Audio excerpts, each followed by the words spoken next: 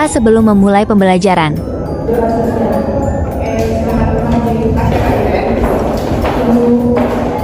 Jadi di sini biar kita dapat semangat dan nggak membosankan diri belajar kita akan melakukan ice breaking terlebih dahulu. Ibu undang untuk bangkit berdiri semua ya. Ice breaking. Di sini ada nggak yang tahu ice breaking yang buka tutup, ada nggak yang tahu? Tahu. Oke, semangat ya. 1, 2, 3, ya. Buka tutup, bertepuk tangan. Buka tutup, bertepuk tangan lagi. Digulung-gulung, lalu tersenyum. Digulung-gulung, tertawa lagi. Oke, silakan duduk. Terima kasih.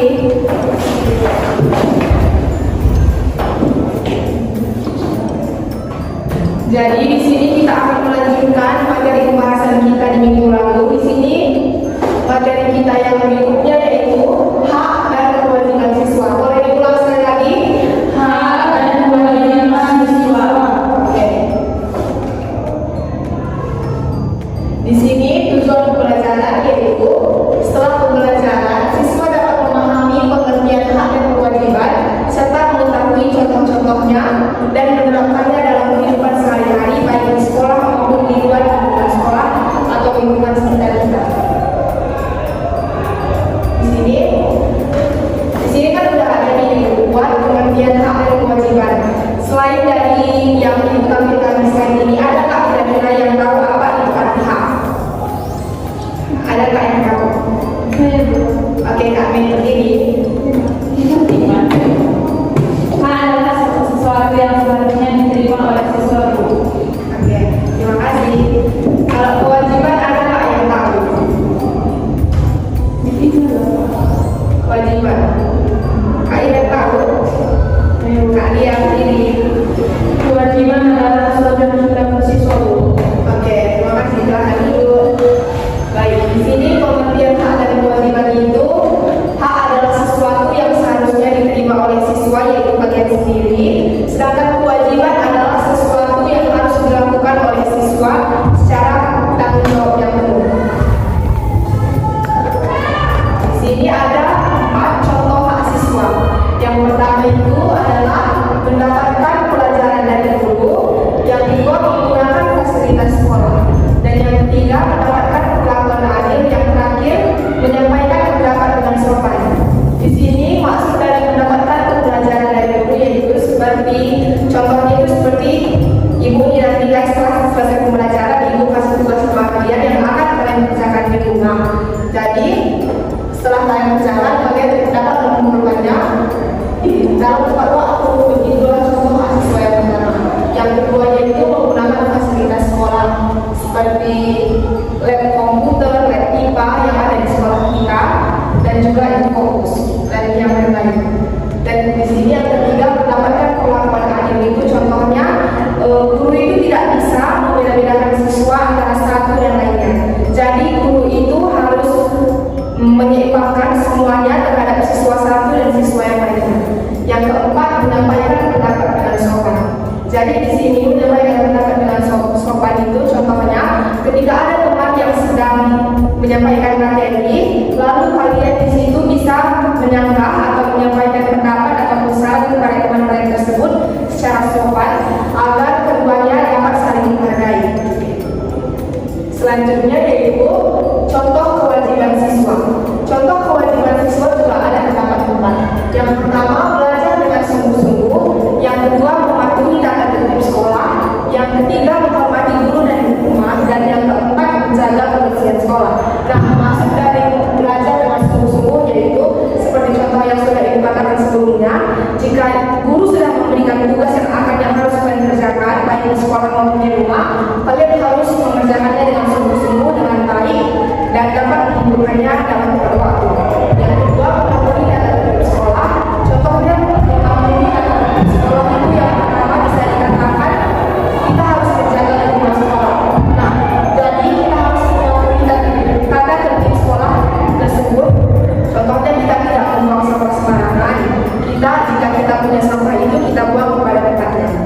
Yang ketiga, menghormati guru dan teman.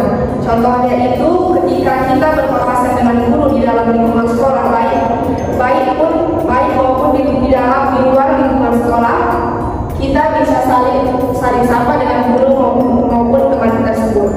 Yang terakhir itu menjaga kebersihan sekolah seperti yang Ibu bilang sebelumnya. Dalam menjaga kebersihan sekolah itu, jika kita memiliki sampah makanan yang kita bawa, kita harus membuangnya ke tempat sampah yang sudah disediakan oleh sekolah tersebut. Di slide berikutnya itu hubungan hak dan kewajiban.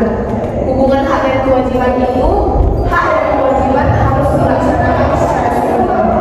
Jika siswa melaksanakan kewajibannya dengan baik, maka hak akan diperoleh dengan adil.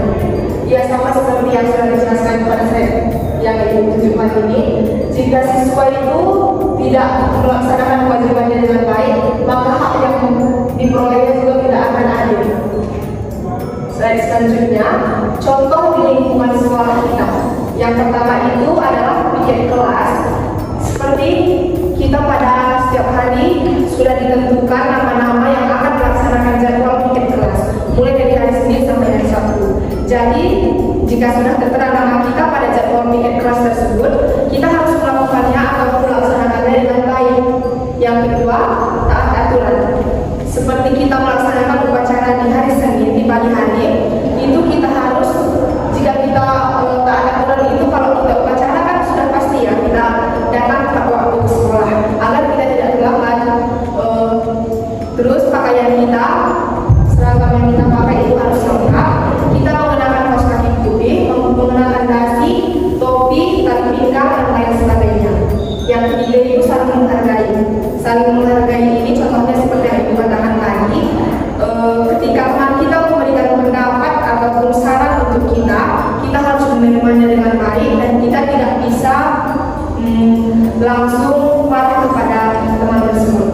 Yang terakhir, datang tepat waktu. Datang tepat waktu seperti Ibu bilang tadi pada saat upacara, bukan hanya saja pada saat upacara, tetapi pada hari-hari dari hari Senin mulai hari Senin sampai hari Sabtu itu kita harus datang tepat waktu agar kita tidak kena hukuman jika kita terlambat.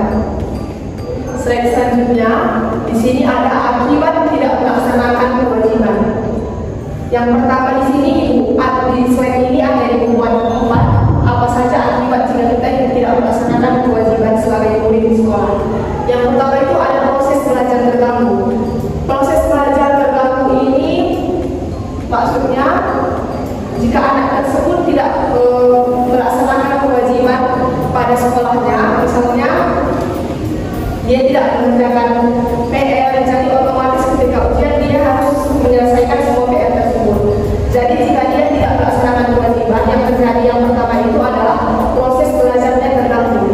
Yang kedua adalah hak tidak terpenuhi. Yang ketiga, lingkungan sekolah kotor. Ini maksudnya lingkungan sekolah kotor. Jika lingkungan sekolah kotor itu kalian mau nggak belajar di dalam kelas? Tidak kan? Itulah maksudnya lingkungan sekolah kotor itu. Jadi lingkungan yang di dalam kelas maupun di luar kelas itu kita harus menjaganya, membuatnya bersih, nyaman agar kita di kelas itu tidak bosan untuk melaksanakan pembelajaran. Yang ketiga, yang terakhir, mendapat teguran. Di slide selanjutnya itu yang Ibu buat adalah sikap siswa yang bertanggung jawab. Sikap siswa yang bertanggung jawab itu adalah melaksanakan kewajibannya dengan ikhlas dan penuh tanggung jawab dan peduli terhadap lingkungan sekolah serta menghargai orang lain. Di sini peduli terhadap lingkungan sekolah yang pertama itu tadi menjaga lingkungan sekolah agar tidak kotor dan menaati aturan yang sudah dibuat oleh sekolah. Selanjutnya, sudah selesai ya. Sudah tahu tahap selanjutnya. Baik. Quiz time. Sudah buat kuis seru. Di sini semua mau kan kita melaksanakan kuis? Mau. Kurang semangat sekarang nih, mau nggak? Mau. Di sini Ibu buat ada kuis seru mengenal hak dan kewajiban seperti yang sudah Ibu ini terkait kok sama materi yang Ibu buat tadi. Oke. Ini ada 3 petunjuk kuis yang sudah Ibu buat. Jawablah soal dengan benar dan tepat. Jawaban yang benar akan mendapatkan 20 poin. poin, peraih poin terbanyak menjadi pemenangnya. Oke, kita masuk ke kuis. Apakah kamu sudah siap? Bersiap nggak? Siap, Bu. Ini yang pertama, pertanyaannya, norma adalah aturan yang dibuat untuk menjaga ketertiban dalam masyarakat. Salah satu contoh norma kesopanan adalah A. Menghormati orang tua dan guru. B. Tidak mencuri barang milik orang lain. C. Melaksanakan ibadah sesuai ajaran agama. Yang tahu siapa? Oke, kalian duluan, silakan. Apa jawabannya, Kak? A, Bu. Menghormati orang tua dan guru. Oke, kita cek ya jawabannya. Oke, A, betul. Kasih tepuk tangan dulu untuk dia dong. Oke, kita lanjut ke soal kedua. Di sini pertanyaannya, peraturan yang berasal dari ajaran agama dan mengatur hubungan manusia dengan Tuhan disebut A. Norma kesusilaan, B. Norma agama, C. Norma hukum. Siapa nih yang bisa jawab? Kak Iren ya, Kak Iren. Jawabannya B, Bu. B. Norma agama. Oke, betul norma agama. Kasih plus untuk Kak Iren. Oke, soal selanjutnya.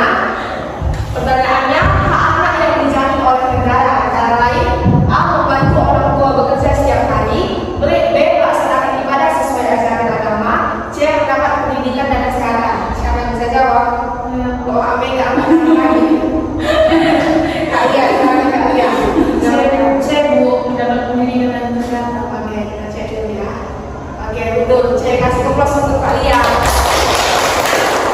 Selanjutnya, ini salah satu bentuk pengamalan norma hukum adalah A. Berbicara sopan kepada orang yang lebih tua, B. Tidak menyontek saat ujian sekolah, C. Tidak membuang sampah sembarangan sesuai aturan pemerintah.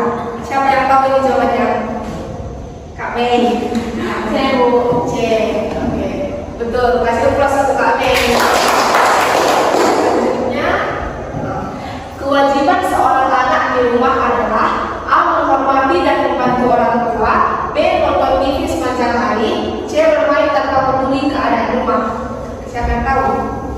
Tiganya, apa nih jawabannya? A, Bu. Oke, kasih plus. Selanjutnya, oke, sudah. Jadi kalian tadi kan sudah bisa jawab. Jadi nanti Ibu kasih nilai tambahan untuk nilai kalian. Jadi kan materi kita sudah selesai ini untuk pembelajaran hari ini. Jadi siapa kira-kira di sini di antara kalian yang dapat menyimpulkan materi kita untuk hari ini? Secara singkat juga bisa. Siapa ada kira-kira yang bisa menyimpulkan materi kita? Saya pimpin dulu. Oke. Secara singkat juga apa-apa nanti bakal Ibu tambahin. Siapa? Oke, Kak Meisa kan ini. Sebenarnya saya dapat, Ibu, hak itu adalah sesuatu yang harus kita dapat diterima, sedangkan kewajiban itu adalah sesuatu yang harus dilakukan oleh siswa, Bu. Sebenarnya saya dapat, kalau kita mau menerima suatu hak yang besar, kita harus melakukan kewajiban yang baik juga, Bu. Oke, terima kasih Kak Meisa. Di sini Ibu akan menambahi apa yang sudah dikatakan oleh Kak Mei tadi. Di sini kesimpulan dari pembelajaran kita hari ini yaitu hak dan kewajiban siswa adalah dua hal yang harus berjalan seimbang dalam kehidupan sekolah. Siswa memiliki hak untuk mendapatkan pendidikan yang layak, merasa aman, dihargai, serta menggunakan fasilitas sekolah dengan baik. Hak ini bertujuan untuk mendukung perkembangan belajar dan kepribadian siswa. Oke, itu saja kesimpulan yang bisa Ibu berikan untuk pembelajaran kita hari ini. Untuk Kak Mei, silahkan bawa doa sebelum kita menutup pembelajaran kita pada pagi hari ini. Di depan kami.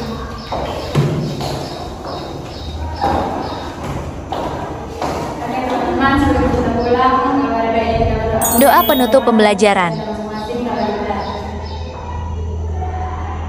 sudah selesai. Oke. Jadi pembelajaran kita hari ini sudah selesai. Sampai jumpa di pertemuan berikutnya. Bye bye.